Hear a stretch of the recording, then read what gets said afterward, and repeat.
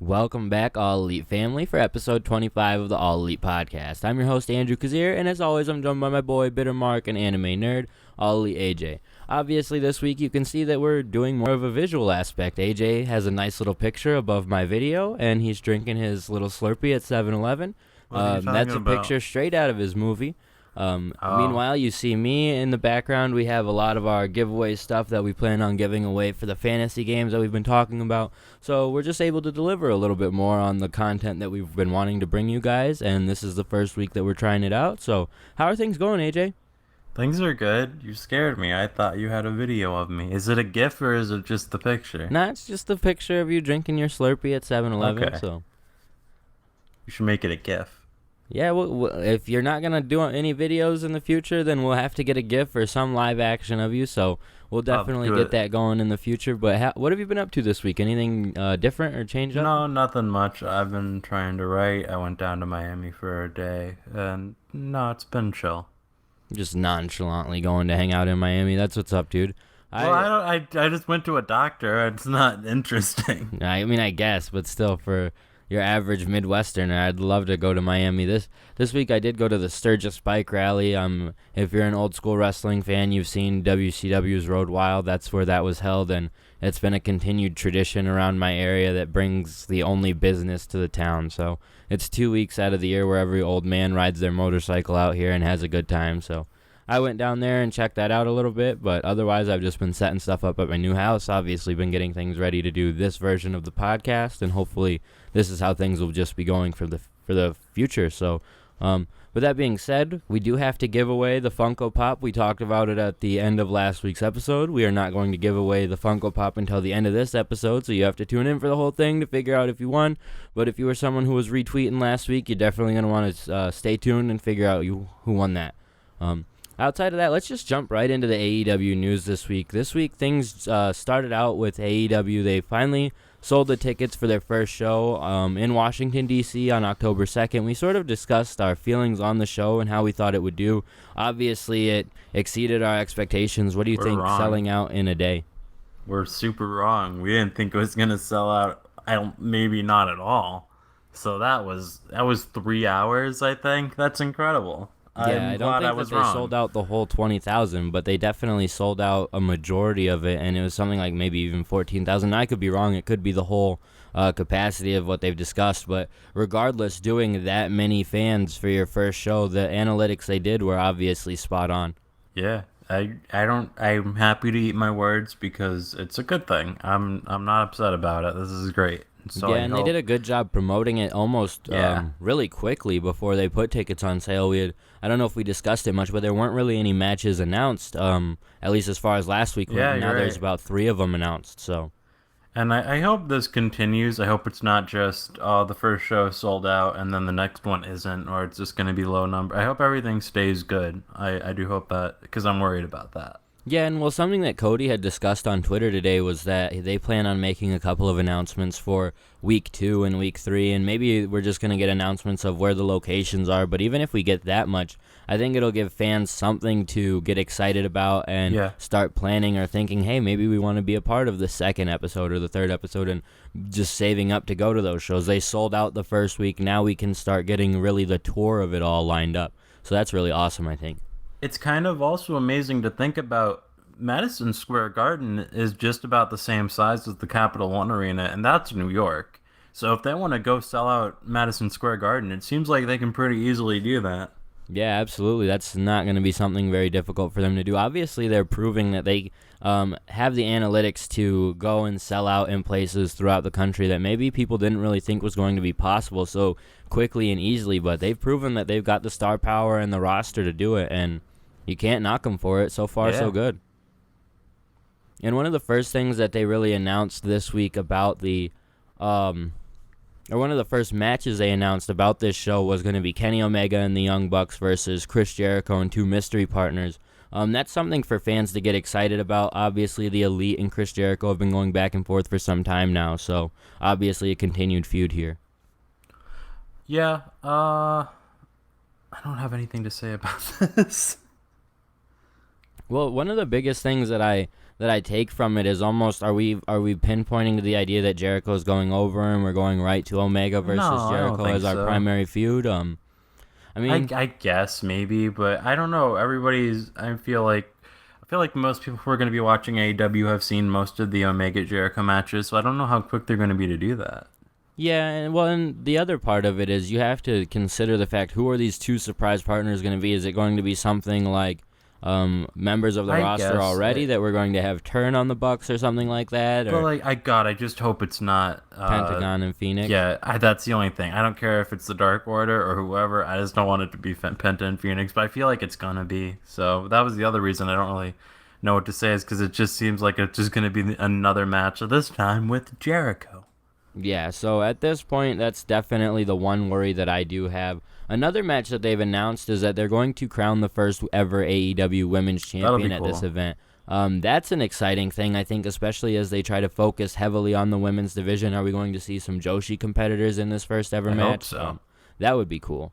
And I think that's almost a necessity. These Joshi women have really outshined any of the women wrestlers on the roster. I don't think, like, even our Britt Bakers and our Bea Priestleys, they're talented and they're not bad, but they're not at the level of these Joshi women that we've seen thus far. And I think that's something that we have to give credit to the Joshi for. Yeah, I really hope they push Riho and give her a top spot, because she's just been great every single time she's been in the ring.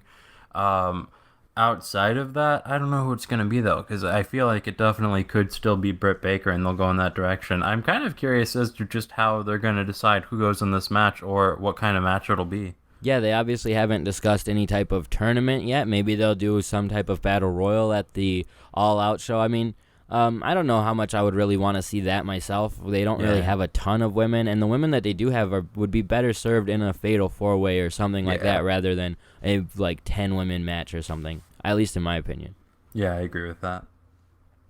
And then AEW has also just announced that Jon Moxley is going to be appearing live on this show. They haven't confirmed necessarily who he'll be facing or anything like that. I think they just wanted to make it very clear that their first show on October 2nd, Moxley would be there, and I think it was just to help drive those fans that maybe are long-standing Dean Ambrose fans to decide and go to the show. But I don't think maybe it was necessary.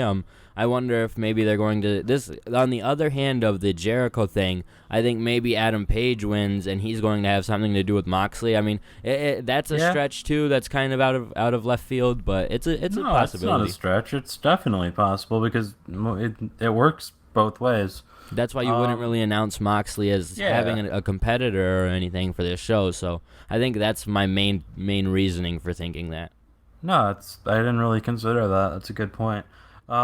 Yeah, I think it's good they announced Moxley for this. I think that comes as no surprise, and I think that is a smart move to make. I don't know how much of an impact it did have, but I think it's better safe than sorry. Yeah, and you want to announce that all of your top stars are going to be there anyway, and even though it should be assumed in a foregone conclusion, I guess it just does make sense to have that already established for fans. And I think they announced this early last week, maybe right after we recorded the podcast, because that seems to be how things go. Right after we record, they announce stuff. But they had announced Cody Rhodes versus Sammy Guevara would be one of the first matches on any AEW show on TV. So I think that's the plan. This is the opener. Cody versus Sammy G. Sammy G's done a lot to impress people. Cody's done a lot to impress people since leaving WWE and continues to try and prove himself as both an executive and a wrestler. So. Sammy G's an interesting choice. I kind of wanted it to be Darby Allin, but this is cool. I would have liked it to be that rematch because I feel like that incentivizes people to care more.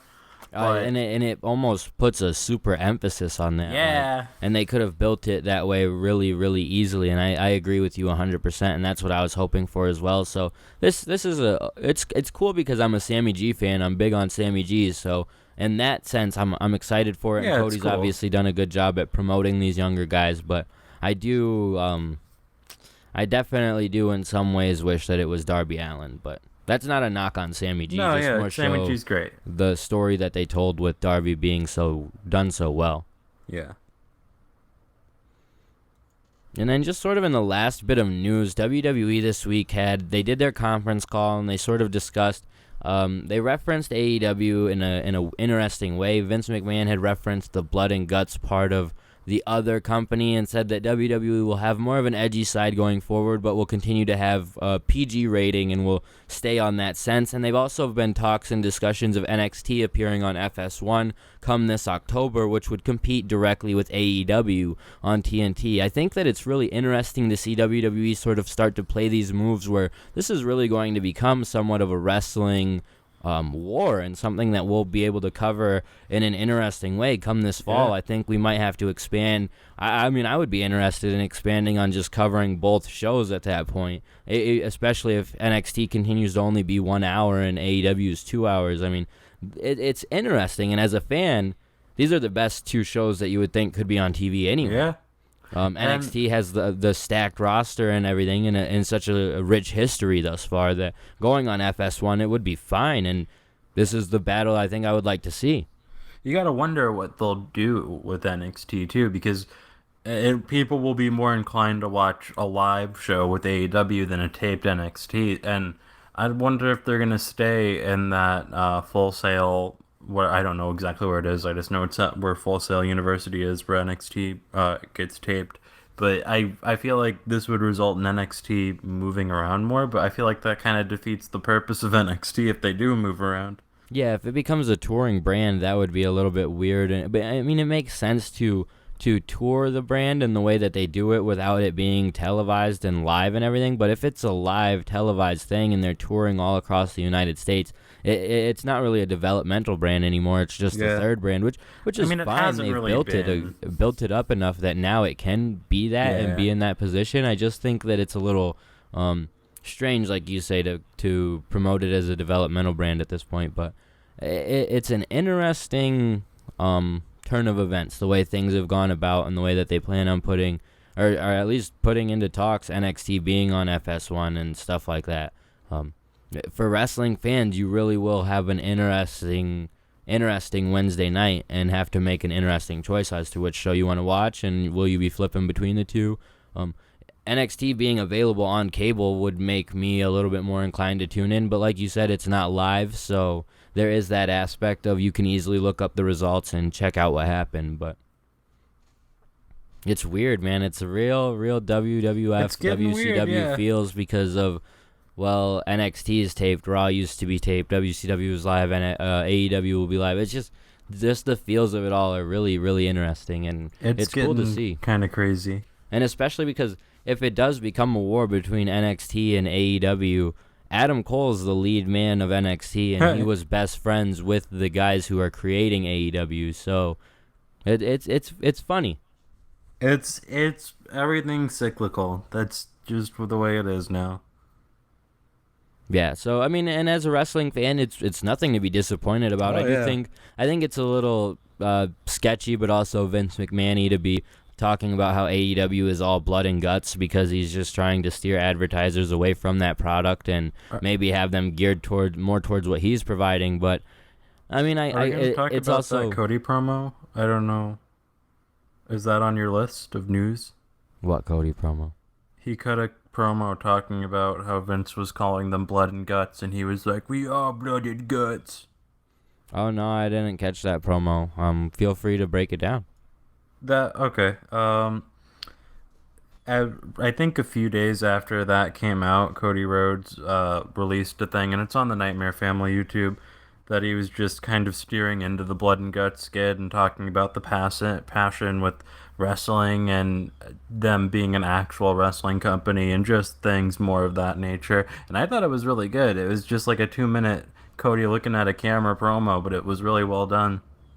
Yeah, I mean that sounds good. It's something I'll definitely have to check out, and it's good of Cody to address it and then just sort of and that's what they seem to do with everything that WWE has done in terms of like trying to go at them or trying to hurt WWE when they're trying to hurt talent they think could be going to AEW and things like that. AEW just straight up addresses it, whether it be on being the elite or whatever. They straight up reference it, and Cody has no worries of being like, yep, we will be blood and guts at this point. If that's what you're gonna say, like, yeah, it's gonna be a little bit more edgy than what you guys provide. Sorry. It's really nothing too crazy. I don't think we've seen anything too over the top in AEW that isn't at least on pay-per-view. So if you have to pay to get behind it, parents are being involved in telling their kids whether they can or cannot watch that. And at the end of the day, that's up to them. So I mean, it's wrestling. Wrestling's not supposed to be pretty anyways. well, and it's combat sports. I mean, there's blood and guts. I mean, it's never guts. It's literally just all blood, and people get punched and hit and they bleed, and that's what happens in a fight. It's just the way of the world. The way he's trying to perceive it as this awful thing and steer advertisers away from them and say, well, we're the all right wrestling company despite all the nasty stuff we've done in the past. Like, it's like, give me a break, man. But it's very Vince McMahon-y, and it makes sense that he of all people would do it. So I'm not really all too surprised. But yeah, no, I'm not surprised. It's just sad. yeah, and it is cool to see that Cody's been on a roll with his promos, man. So I'm sure if it was a straight up just a wrestling promo that he cut on this, I'm sure it was pretty well done as well. Because, like I said, he's been on a roll and killing it. So, and then just speaking of being on a roll, AEW has been on a roll with their Road to All Out series this week. We will once again do our Road to All Out recap. The video begins with MJF, and he's just discussing his relationship with Cody and sort of reminiscing about how Cody believed in him early on. He says that he's a Cody Rhodes guy, and he's damn proud to be one. He adds that he's sick of the marks online calling him a brown noser because he's always sticking up for Cody and talking about Cody. He says that he just has a great relationship with him, and he's always eating dinner with him and Brandy and their dog Pharaoh, so does that make him a brown noser? He also says that Shawn Spears was never a true friend to Cody. He accuses Spears of trying to ride Cody's coattails and then turn on him at the last second. And MJF says that he promises he's going to knock Spears out cold if he ever gets his hands on him again. So it's cool to see them sort of continue this, but I also wonder where it's going and why it's necessary at this point. Gotta turn heel, right?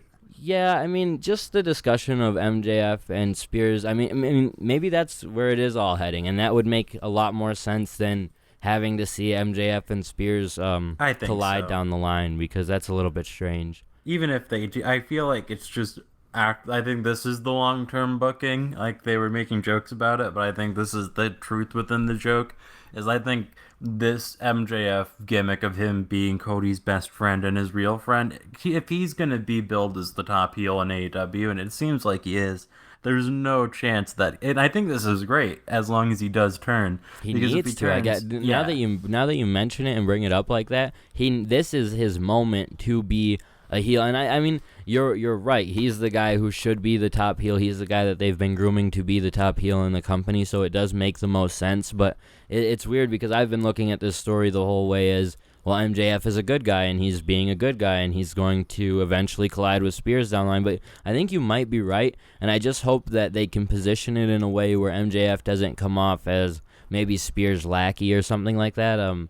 That would be a little bit disappointing, to say the least. But they've done a good job building the friction between Spears and MJF, that maybe MJF saves Cody and then turns on Cody right after that, and then it almost eliminates Spears from the discussion entirely while also creating that story. So I think that would be really good. That's also the reason for Tully, is maybe he's going to just start a stable of bad boys. I don't know, though. But, I mean, him and Shawn Spears being a team would make sense going into that tag tournament. Yeah, so there's a lot of different ways that they could go with that.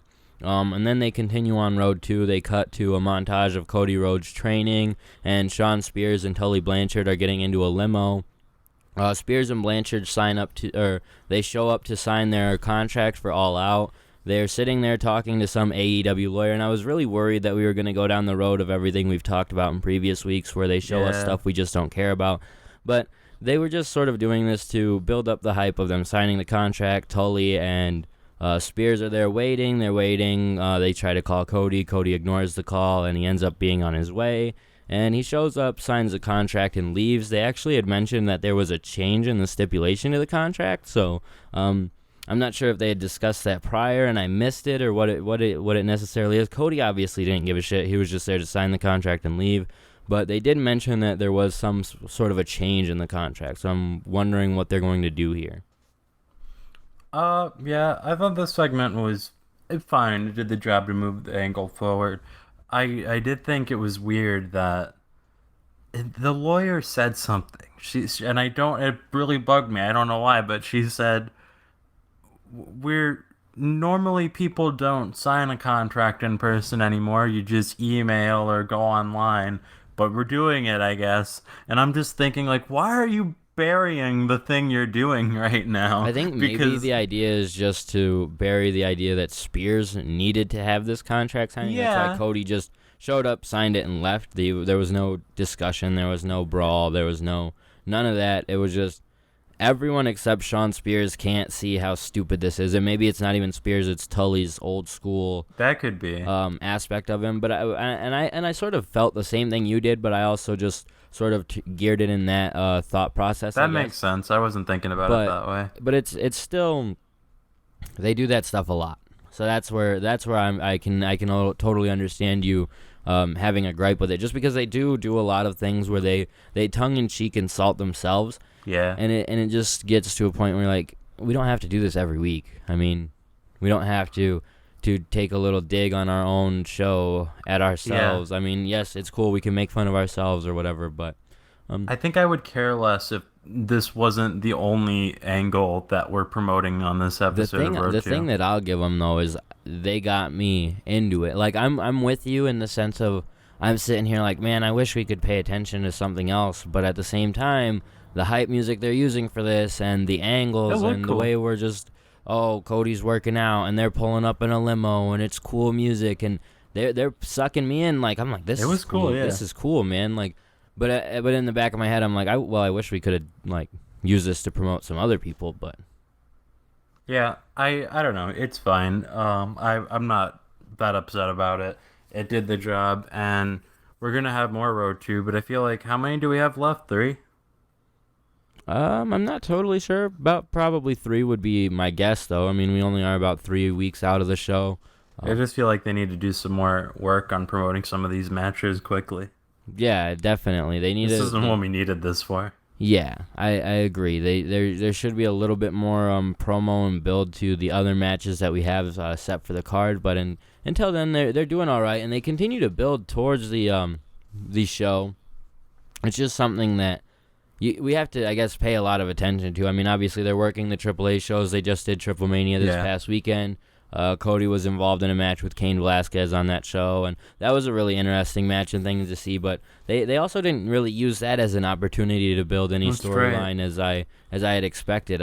They had a lot of these guys on the show with the AAA, and they didn't really utilize it much. I mean, they probably utilized some of the Young Bucks stuff and all that on being the Elite, but outside of that, yeah, I don't know. I don't think they're going to actually even show anything of that on Road 2, but they definitely should. Well, no, I mean, they have the rest of this week to put it, like, it was just this past couple days ago, so it could be on the next Road 2, but I guess my point is that we know what happened. Like, Triple Mania already happened, and there wasn't any, Shawn Spears wasn't the surprise partner in the Cody Rhodes match. They should have done something. There wasn't anything like that to really discuss, at least not from what I've caught. Like I said, there may have been something involving the Young Bucks and the Lucha Brothers, but we've seen so much of that I'm not paying much attention to that anyway.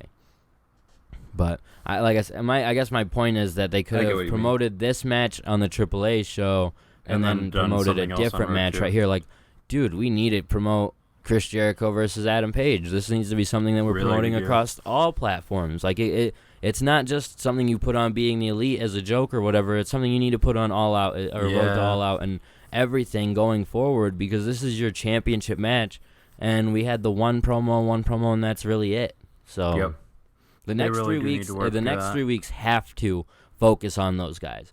They have to on both shows. It needs to be 6 episodes of the World Championship match promotion, because it's your World Championship match, man. Give me a break.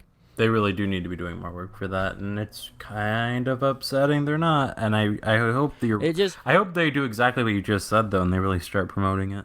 They have to, man, because that's your main match. That's the most important match on the card, or it should be, in my opinion. I mean, we shouldn't even be going into the show questioning, like, well, do you think Cody Rhodes and Shawn Spears will main event, or do you think Kenny versus Moxley will main event? Or, like, it should be like, no, they've been building that World Championship match so much that it's clearly the main event match, and that's clearly the direction they're going. And man, for guys who think they know how to book and claim they know how to book and can book well enough to draw 10,000 people to arenas freaking months in a row, they can't book a freaking world championship match to save their lives. Like, I'm about to go full Cornette here on our first video show, dude, because this is ridiculous now that I think about it. And No, it you is. know, and I don't know, man. Maybe there's stuff on Being the Elite because I haven't watched this week's episode of Being the Elite, so that's why I'm trying not to get too riled up, because maybe there's some stuff that I missed. It's but still they shouldn't expect people to watch every episode of Being the Elite. Never. That's true too. Like Road 2 is the one they're trying to encourage people I mean, to it watch. should be the main one, in my opinion, is Road 2. Yeah. No offense to Being the Elite,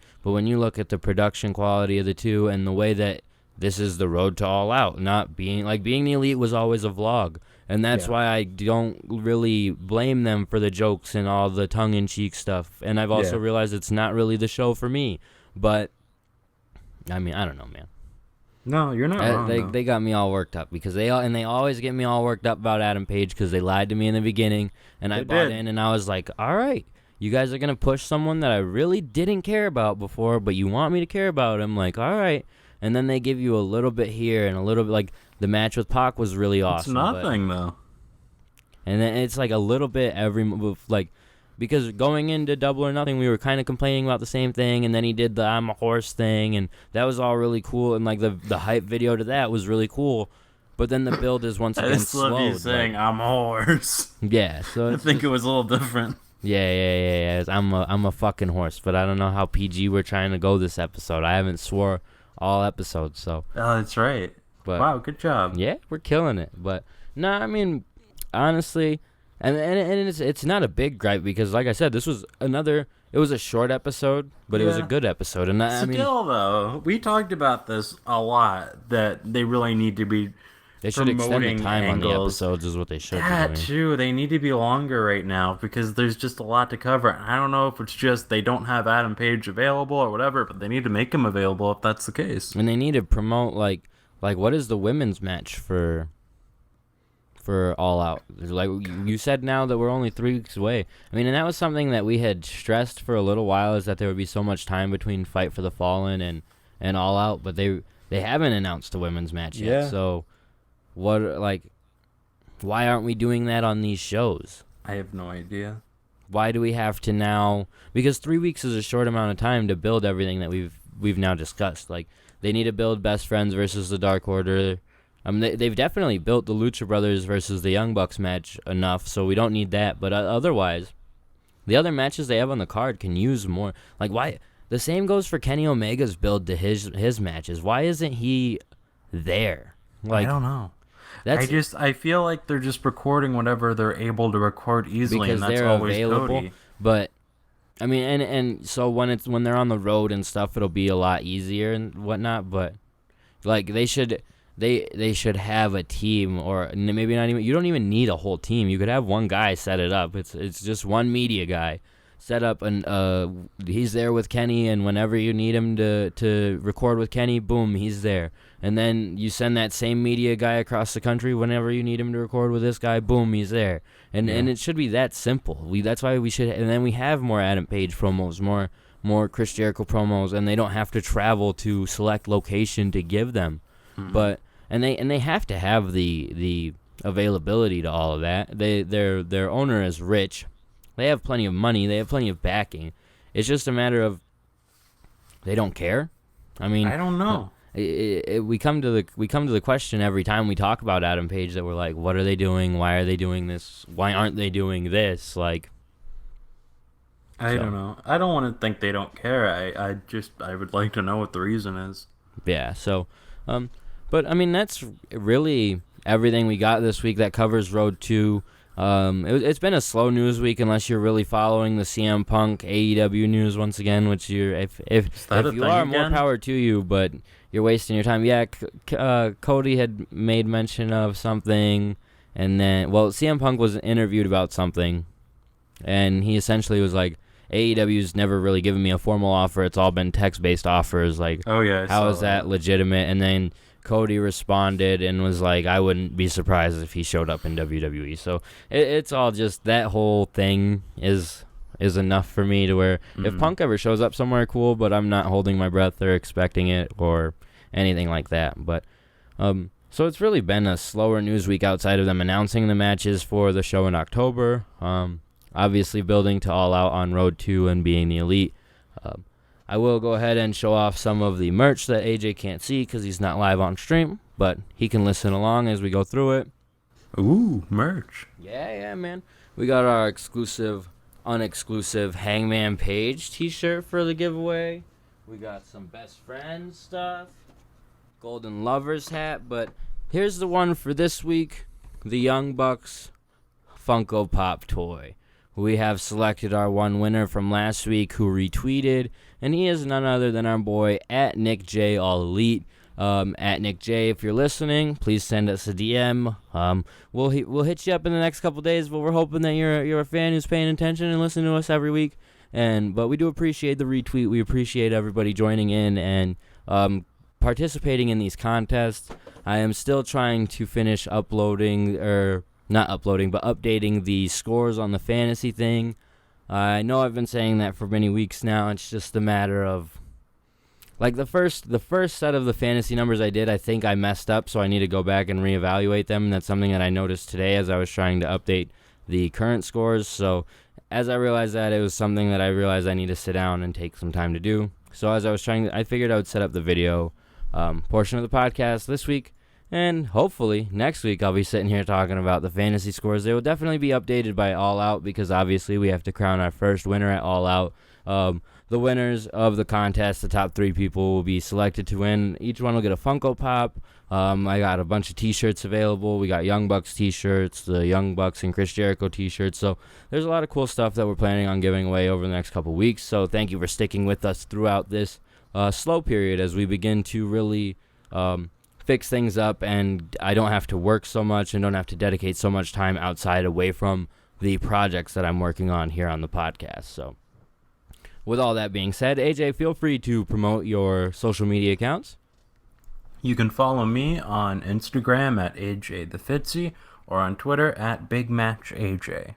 And as always, you can follow me at All Elite Andy on Twitter. You can also follow the podcast at All Elite Podcast on Twitter. If you're watching the video, we have all of the social media stuff down below, so make sure you follow all of that. If you're watching on YouTube, make sure you hit that subscribe button, brother. And until next week, thank you guys for joining us for the All Elite Podcast. See ya. Bye.